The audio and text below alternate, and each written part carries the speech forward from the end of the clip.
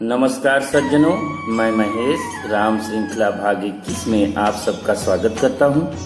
सज्जनों, हमने पिछले अंक में देखा किस तरह प्रभु श्री राम अहिल्या को श्राप मुक्त करके उनका उद्धार करते हैं और मार्ग में माँ गंगा की पूजा अर्चना के बाद जनकपुर में मुनि विश्वामित्र के साथ सीता स्वयंवर देखने के लिए पहुंच जाते हैं, जहां राजा जनक ने उन सभी का उचित आदर सत्कार करके ठहरने की व्यवस्था की। कथा में आगे प्रभु राम, भाई लक्ष्मण और गुरु विश्वामित्र साथ भोजन और विश्राम करके एक साथ बैठते हैं। उस समय पहर भर दिन रह गया था। लक्ष्मण जी के हृदय में विशेष लालसा है कि जाकर जनकपुर देख आवें, परंतु प्रभु श्री रामचंद्र जी का डर है और फिर मुनि से भी सकुचाते हैं, इसलिए प्रकट में कुछ नहीं कहते, मन ही मन मुस्कुरा रहे हैं। तुलसीदास जी इस प्रसंग पर कहते हैं, राम अनुज मन की गति जानी, भगत बछल ताहियहुल सानी। अर्थात श्री रामचंद्र जी ने छोटे भाई के मन की दशा जान ली, उनके हृदय में भक्त वत्सलता उमड़ आई। वे गुरु की आज्ञा पाकर बहुत ही विनय के साथ सकुचाते हुए मुस्कुराकर बोले, हे नाथ, लक्ष्मण नगर देखना चाहते हैं, किंतु प्रभु आपके डर और संकोच के कारण स्पष्ट नहीं कहते। यदि आपकी आज्ञा पाऊं तो मैं इनको नगर दिखलाकर तुरंत ही वापस ले आऊं। यह सुनकर मुनीश्वर विश्वामित्र ने प्रेम सहित वचन कहे, तात, तुम नीति की रक्षा करने वाले, धर्म की मर्यादा का पालन करने वाले तथा प्रेम के वशीभूत होकर सेवकों को सुख देने वाले हो।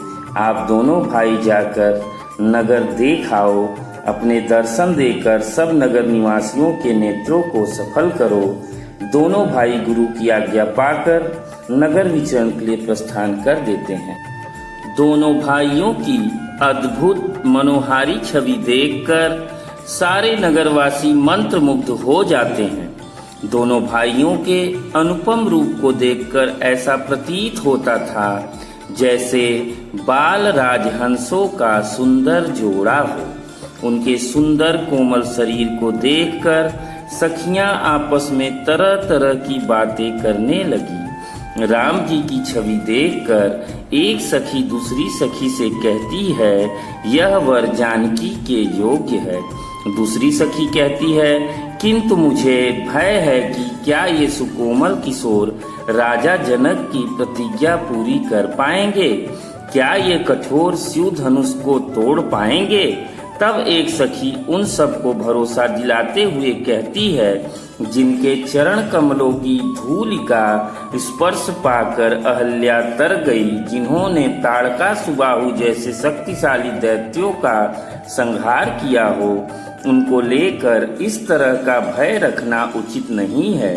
जिस ब्रह्मा ने सीता को संवार कर रचा है, उसी ने विचार कर सांवला वर भी रच रखा है। उसके ये वचन सुनकर सब हर्षित हुई और कोमल वाणी से कहने लगी, ऐसा ही हो।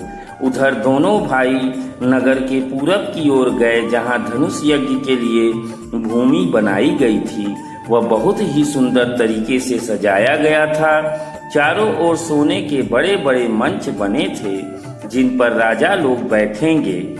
नगरवासियों, स्त्रियों, बच्चों सभी के बैठने के लिए उचित व्यवस्था की गई थी। वहां उपस्थित बालक दोनों भाइयों से तरह तरह की हंसी ठिठोली करने लगते हैं।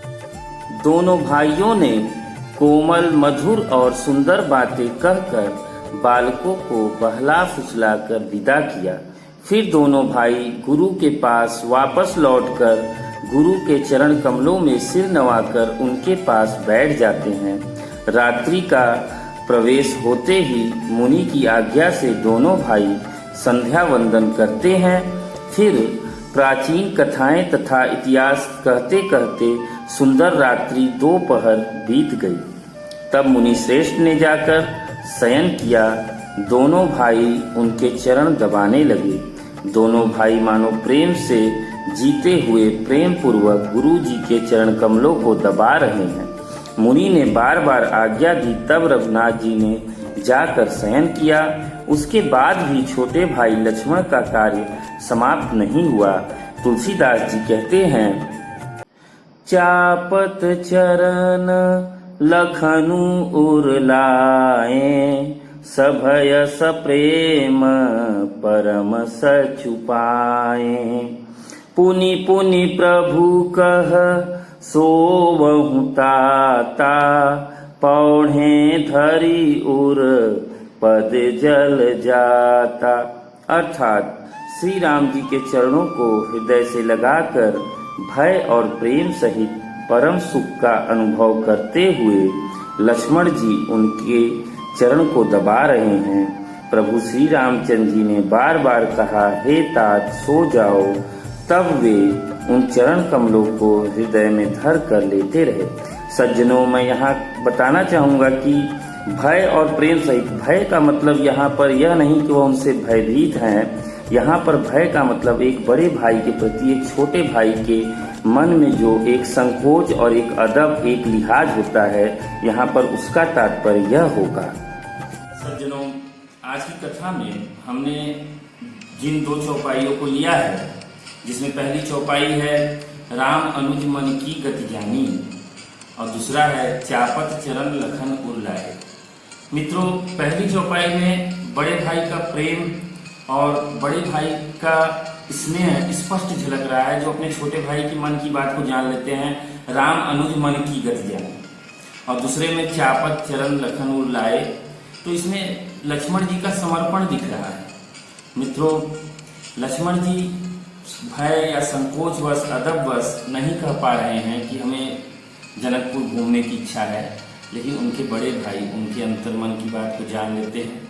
और निश्चित रूप से बड़े भाई में यह गुण होना भी चाहिए कि अपने छोटे भाई की मनोदशा को बिना बताए समझ लें, और अगर यह उचित हो, अगर उसकी मनोदशा या उसकी इच्छा उचित हो, तो उसे पूर्ण करने में हृदय से सहयोग करे। यही बड़े भाई का बड़प्पन है और यही बड़े भाई की उदारता है कि अपने छोटे भाई का सुख दुख, सारी जो समस्याएं हैं, उसके बिना कहे ही पढ़ लें, जान जाएं, समझ लें। यह बड़प्पन है। और अगर बड़े भाई में यह बड़प्पन होगा तो निश्चित रूप से छोटे भाई में लक्ष्मण जैसा समर्पण होगा कि जब प्रभु श्री राम और लक्ष्मण दोनों लोग नगर घूम के आते हैं थके हारे, और उसके बाद भी लक्ष्मण जी अपने बड़े भाई के साथ गुरु के चरण दबाते हैं, और उसके बाद जब प्रभु श्री राम सोने चले जाते हैं, थके होने के बावजूद भी प्रभु श्री राम के चरण दबाते हैं, राम के बार बार मना करने पर भी वह चरण दबाते हैं। यह छोटे भाई का निश्चल निस्वार्थ समर्पण है, प्रेम है, जो कि अनुकरणीय और वंदनीय है। मित्रों, आज की शिक्षा में मुख्य रूप से बस यही है कि यदि बड़े भाई में प्रेम, उदारता और दया होगा अपने छोटे भाई के प्रति, तो निश्चित रूप से छोटे भाई में भी समर्पण और सेवा अवश्य होगा, इसमें कोई संदेह नहीं है। इसलिए दोनों भाइयों को एक दूसरे को समझना होगा। यही हमें प्रभु श्री राम अपने इस कथा के माध्यम से संदेश देते हैं। मित्रों, अगले अंक में हम फिर मिलेंगे जनकपुर के कुछ और रोचक प्रसंगों के साथ। तब तक आप सबसे आज्ञा लेते हैं। नमस्कार, जय श्री राम।